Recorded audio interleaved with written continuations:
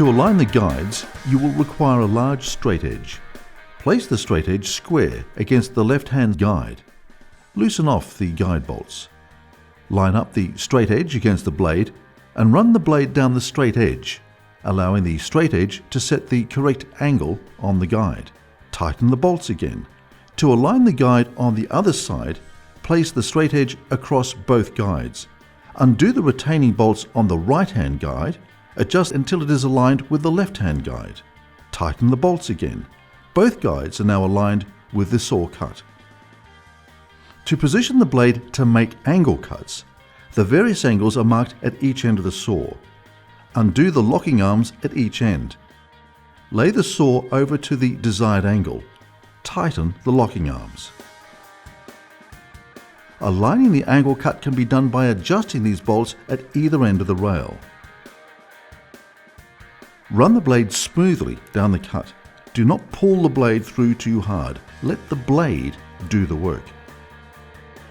With the drop saw, this can be locked into the down position by tightening the locking bolt above the blade. The blade and motor can be locked into position at either end of the rail guide to prevent movement and damage whilst in transit. The Series 2 Centaur features a new rail guide. The runners now run vertically on the rail. This bolt under the rail loosens and tightens the motor against the rail guide. The Centaur features lift handles at both ends with wheels at one end for easy positioning.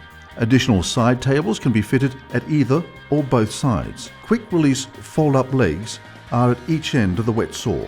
To change the blade, start with taking off the safety cover. Using the spanner supplied, undo the bolt holding the blade in place. The direction for the blade is on the outside of the cover. Always position the blade to run in the correct direction. Look for the locking guides on the blade retention cover.